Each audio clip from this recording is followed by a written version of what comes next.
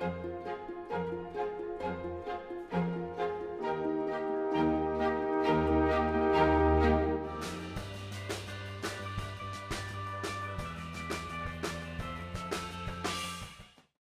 my name is Tara Mundell and I am 11 years old. I wanted to introduce the next speaker, who is an amazing man, because he taught and inspired me in many ways.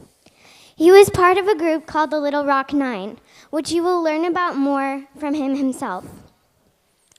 One thing that really changed me, that he taught me, was to forgive.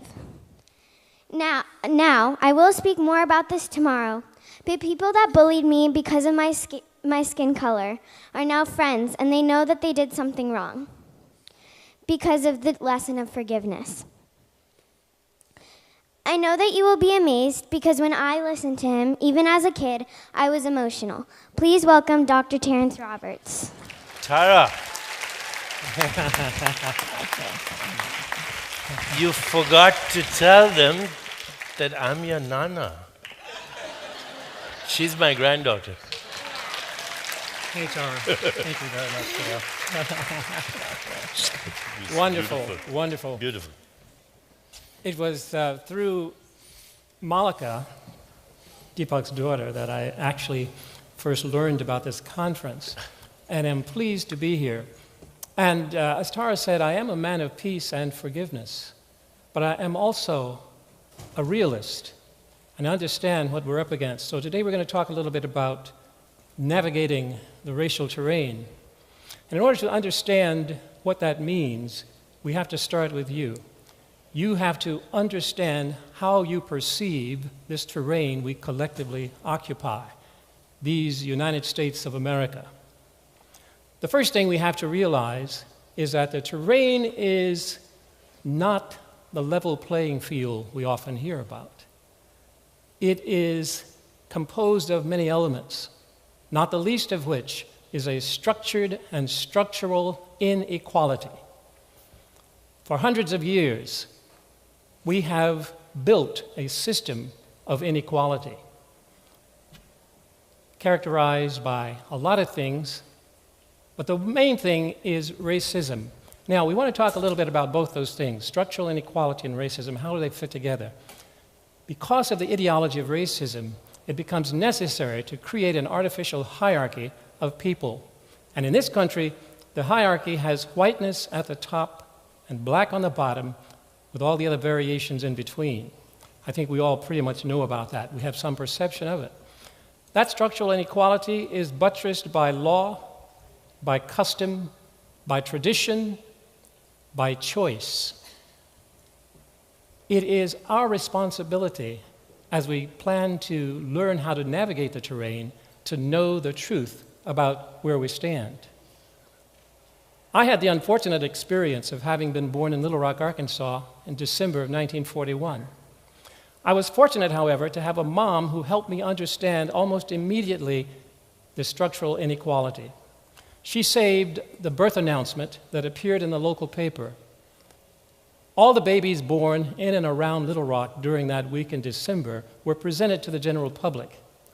The list starts off, Mr. and Mrs. Spotswood's Billingsley, daughter Juliet, and he gives the particulars about her size and weight. And that list continues, none alphabetically, but about halfway down the list, all of a sudden, the obligatory social titles of Mr. and Mrs. suddenly disappear. And when you get to my entry, you find William and Margaret Roberts' son, Terrence. Now, the casual reader of that paper, of that birth announcement, would probably conclude that there's been a printer's mistake, that the corrected edition would appear in tomorrow's edition. However, the learned individual would know in a flash that all of those babies presented as the progeny of individuals who did not merit those social titles are black babies. She also told me that the terrain was filled with a lot of mythology, mythological concepts. One glaring mythology was that of race itself. Race is myth. There is no basis in reality for it. There is no biological support for it. it is born out of the mentality of those who would support the hierarchy. That's problematic for us. Why? Because most of us, if asked, would say, I am a member of fill-in-the-blank race. Where does that come from? I think it comes from the toxic drip that we're all hooked up to help us accept this structured inequality. One of the other things that my mom taught me was this, that because of the pervasive belief in the mythology that those people who believe differently would be seen as outliers. So practically all of my life I've been rather an outlier. I was talking about these things to a group not too long ago in West Los Angeles. A woman raised her hand in the group and she said, you know what, Terry Roberts, it's all your fault. If you would sit down and shut up and stop talking about these things, then all of a sudden the bigots would die off and the rest of us would get on with life. I questioned her logic. Another element that we see in the terrain is the myth of the equality of opportunity. A lot of us believe in that one. On a trip to colleges and universities with my second daughter a few years ago, we stopped in at Yale University. Bart Giamatti was then president. He said to all of us assembled there, parents and prospective students, some of you probably think that we here at Yale will admit your students based on his or her SAT score. That is not true. You may very well line up across the nation according to your SAT score from highest to lowest, but we will start at the top and we will work our way from top to bottom asking one simple question: do you possess outstanding athletic ability? Once those students or prospective students have been identified, we pull them out of line immediately, put them on air-conditioned buses, and send them to dorms to begin preparing. Next, we ask another question. How many of you have parents or grandparents who have donated large sums of money to this university? The third question, do some of you have parents and or grandparents who are graduates of this university? And at that point, he looked out at the audience and he said, now some of you parents are probably thinking, oh, okay, now it's my child's turn. No, wait. This year, we're graduating the oboe player. She's a senior. Do any of your kids possess outstanding ability playing the oboe? My daughter and I looked around, and there were a lot of gaping jaws and bulging eyes because there was a surprise at this. The two of us were fairly sanguine because we already knew about the structured inequality. We had prepared in advance for it. Another one is this myth of meritocracy. You get what you earn. Unfortunately, the national narrative is such that we get a picture of things that is also unreal, mythological.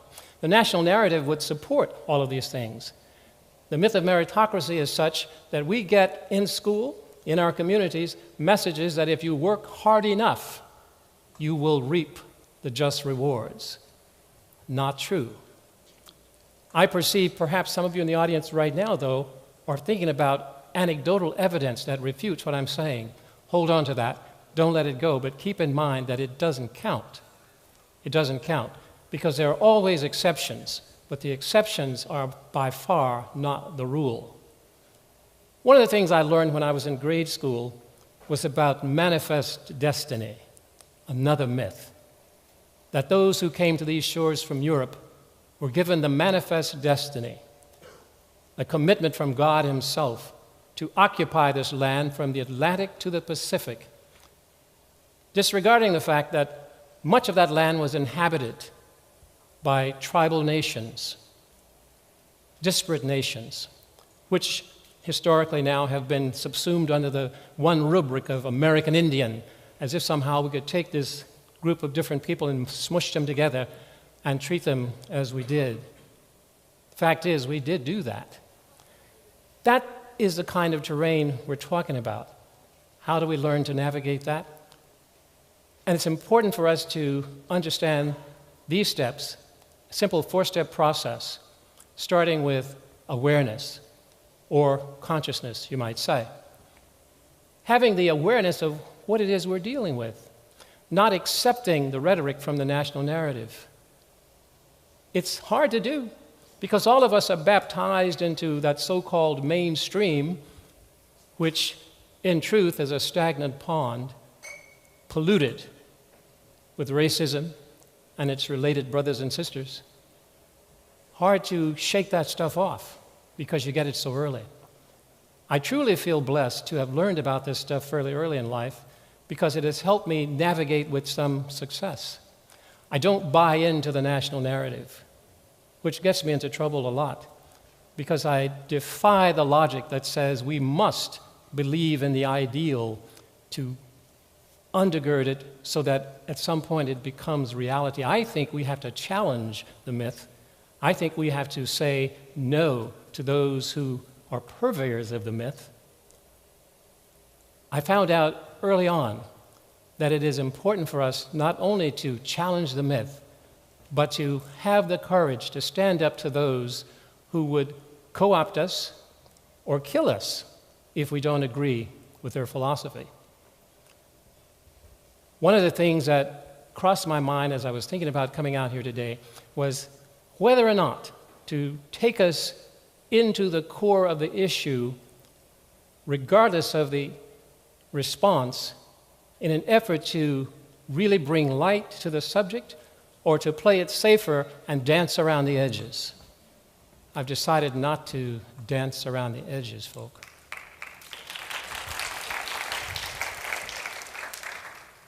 I sat in the back, watching on the screen, listening to the two previous speakers, and I felt a sense of discord, because some of the things I heard, I thought, I must address those, but if I do, I run the risk of tearing into icons, and that's not a good thing to do.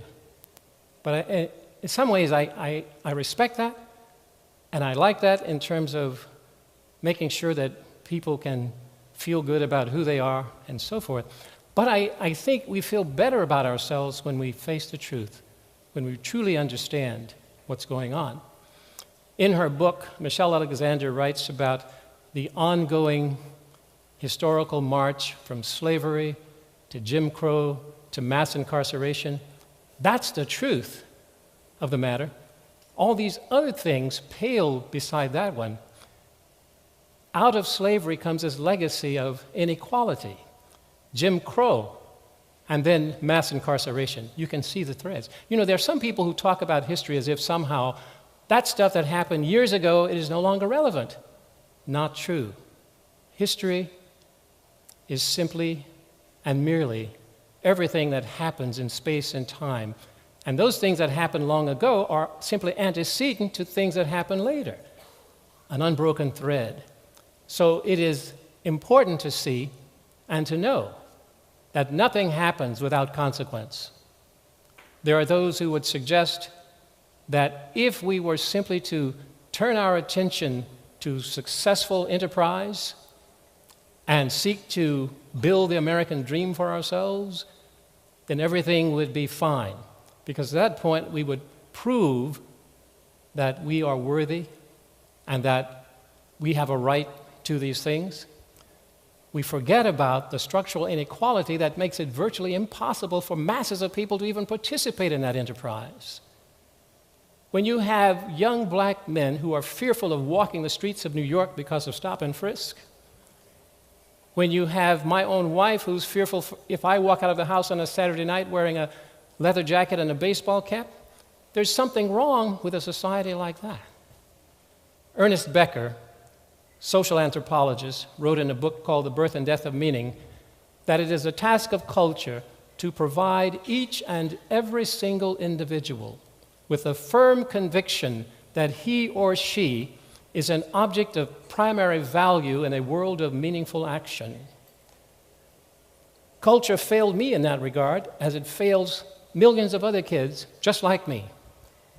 When I was born in Little Rock, Arkansas, and learned about the structural inequality, one of my first thoughts was, I got to get out of here. I didn't know any better. I was young. But as I gained the ability to walk and was able to become ambulatory, made my way into other places, other states. I said, okay, it's widespread, it's ubiquitous, it's universal. There's no escaping it, so I have to deal with it.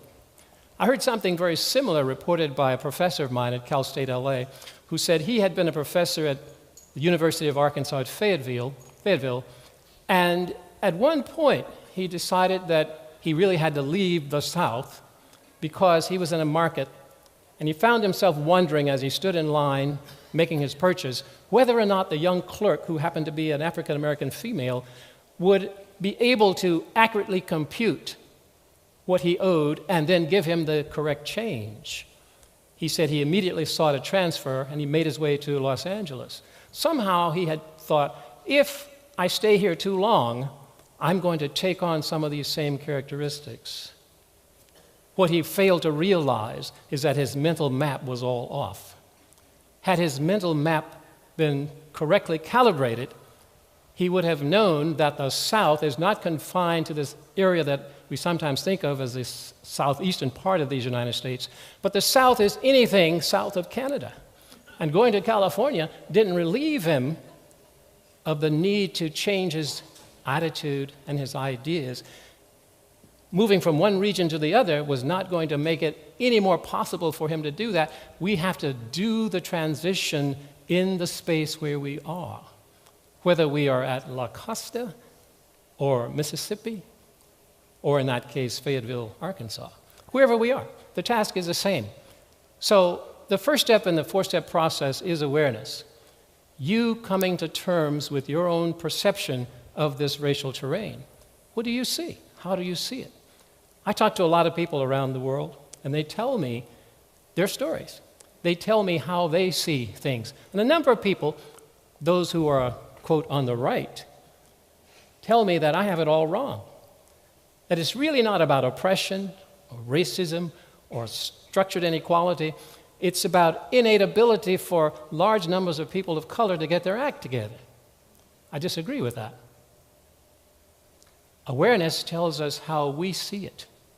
Now, awareness is quickly followed by step 2, which is to make a commitment to what you find in step 1. If you go naked to the mirror and you find that you are possessed of a mental map that needs calibration, then by all means make a commitment to change that. You can commit at several levels. Level 1 is I'll think about it, but you know right away, even as I say that that doesn't mean much. I'll think about it is synonymous with I'll do nothing. Level 2, I'll try. That's just as bad as level 1. You're not going to try anything. Level 3 has a seductive sound to it. I'll do what I can. But you know the problem with that, when people say, I'll do what I can?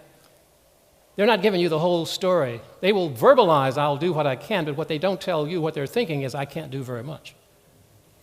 And even if I could, I'm not going to do it for you. Level 4 is where most of us actually spend most of our lives.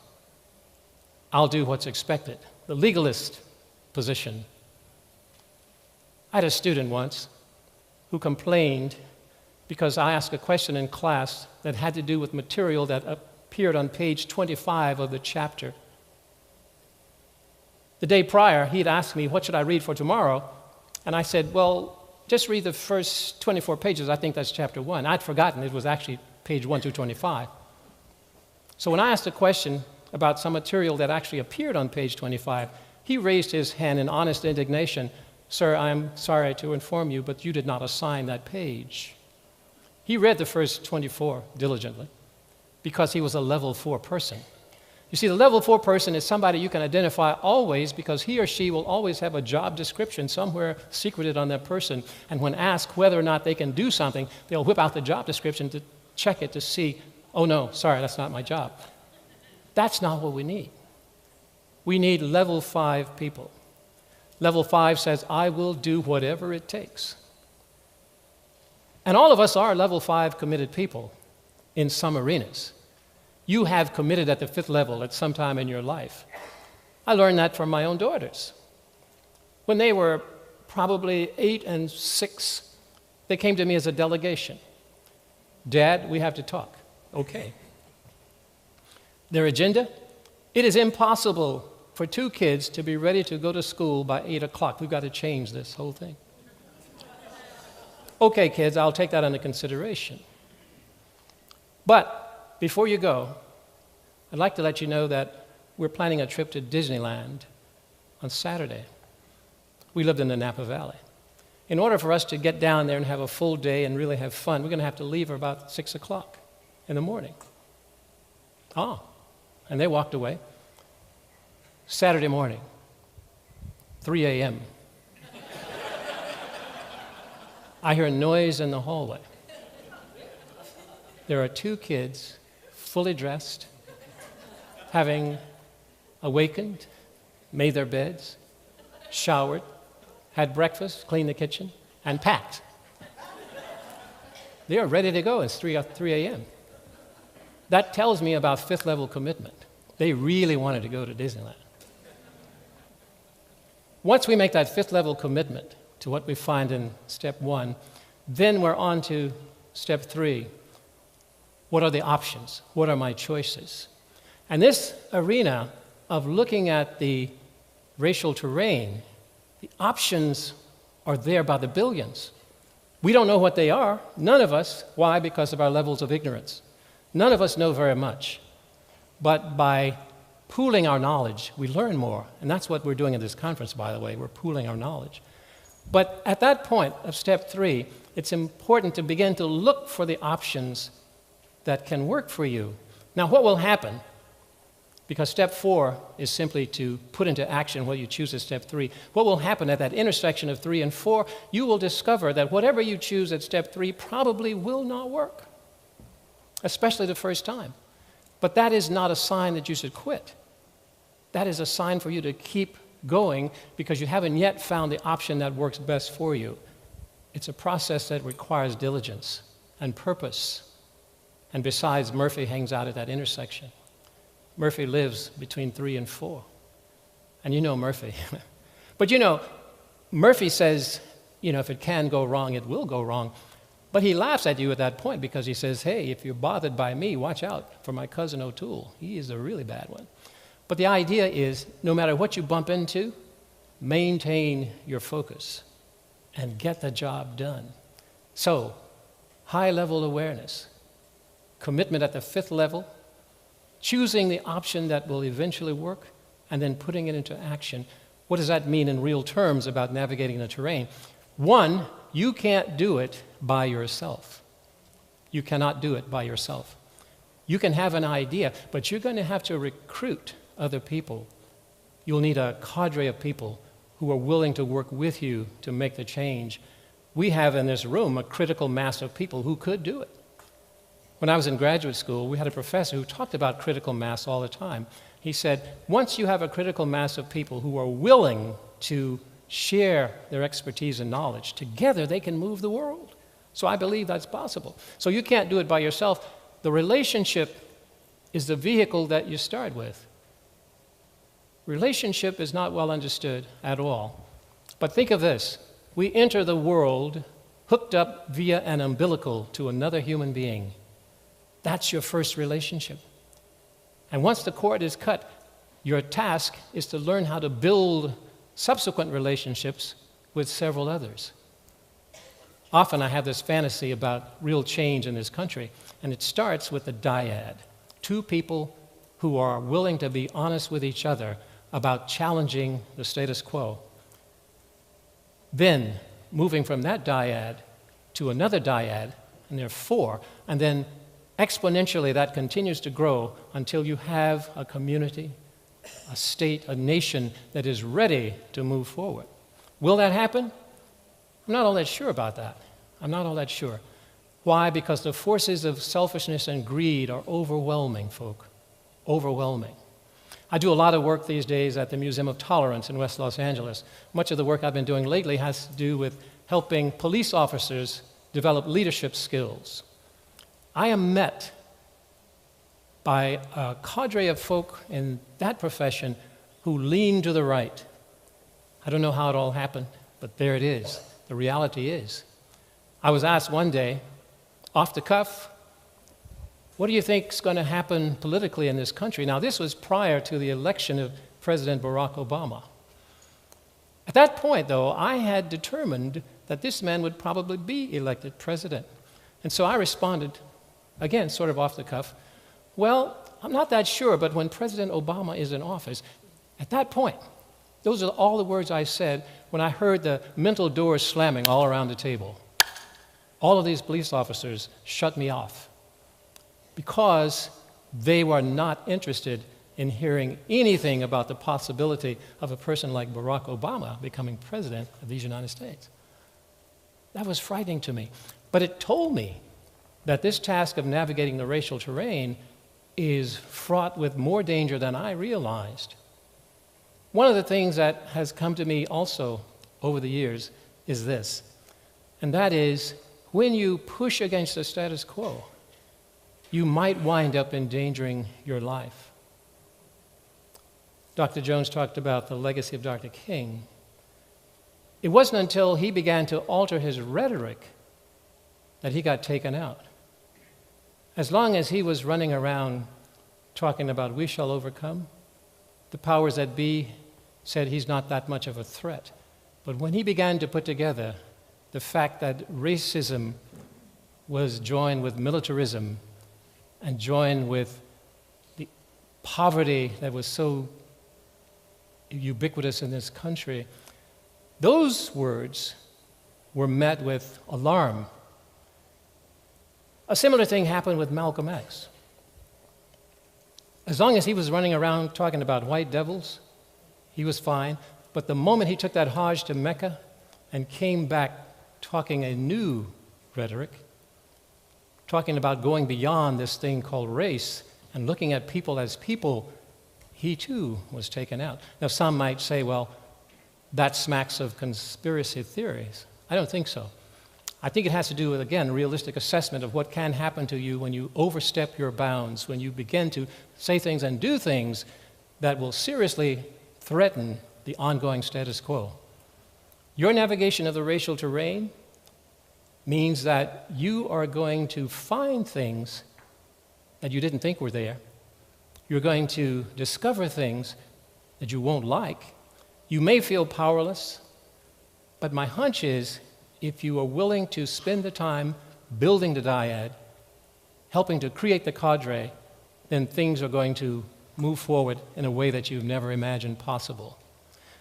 Later, we're going to have a panel of folk out and we're going to talk some more about these things. And what I hope we can do at that point is pool our knowledge and information and further excite you about the possibility of change, because I think it is understanding that change is possible and you being willing to participate in it that can make happen what I think we all want to happen. And I need you to do that for lots of reasons, not the least of which is I have 2 grandsons in the world now. Their names are PJ and Austin, and I want you to remember those names because they are young black boys, and their lives are endangered. And you need to join me in making sure that they have the opportunity to maximize the potential they bring into this universe. That may sound kind of odd to some of you who don't have such thoughts about your own grandchildren, but people like me have those thoughts all the time. They're necessary and important. I implore you to take seriously the charge, to join the fight, to change the status quo. Thank you.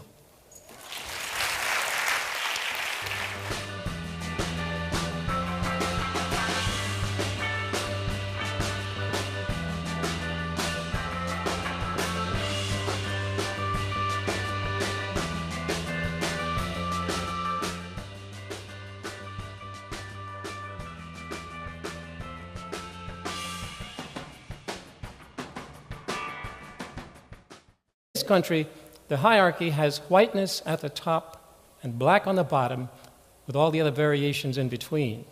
I think we all pretty much know about that. We have some perception of it. That structural inequality is buttressed by law, by custom, by tradition, by choice. It is our responsibility as we plan to learn how to navigate the terrain to know the truth about where we stand. I had the unfortunate experience of having been born in Little Rock, Arkansas in December of 1941. I was fortunate, however, to have a mom who helped me understand almost immediately the structural inequality. She saved the birth announcement that appeared in the local paper. All the babies born in and around Little Rock during that week in December were presented to the general public. You will be amazed because when I listened to him, even as a kid, I was emotional. Please welcome Dr. Terrence Roberts. Tara, you forgot to tell them that I'm your Nana. She's my granddaughter. Hey, Tara. Thank you very much. Wonderful, Beautiful. wonderful. Beautiful. It was through Malika, Deepak's daughter, that I actually first learned about this conference, and am pleased to be here. And as Tara said, I am a man of peace and forgiveness, but I am also a realist and understand what we're up against. So today we're going to talk a little bit about navigating the racial terrain. And in order to understand what that means, we have to. The list starts off Mr. and Mrs. Spotswood's Billingsley, daughter Juliet, and he gives the particulars about her size and weight. And that list continues, non-alphabetically, but about halfway down the list, all of a sudden, the obligatory social titles of Mr. and Mrs. suddenly disappear. And when you get to my entry, you find William and Margaret Roberts' son, Terrence. Now, the casual reader of that paper, of that birth announcement, would probably conclude that there's been a printer's mistake, that the corrected edition would appear in tomorrow's edition. However, the learned individual would know in a flash that all of those babies presented as the progeny of individuals who did not merit those social titles are black babies. She also told me that start with you. You have to understand how you perceive this terrain we collectively occupy, these United States of America. The first thing we have to realize is that the terrain is not the level playing field we often hear about. It is composed of many elements, not the least of which is a structured and structural inequality. For hundreds of years, we have built a system of inequality characterized by a lot of things, but the main thing is racism. Now, we want to talk a little bit about both those things, structural inequality and racism. How do they fit together? Because of the ideology of racism, it becomes necessary to create an artificial hierarchy of people. And in this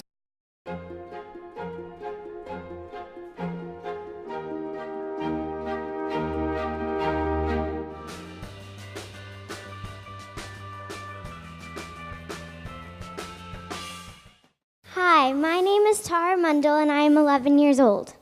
I wanted to introduce the next speaker, who is an amazing man, because he taught and inspired me in many ways. He was part of a group called the Little Rock Nine, which you will learn about more from him himself. One thing that really changed me, that he taught me, was to forgive.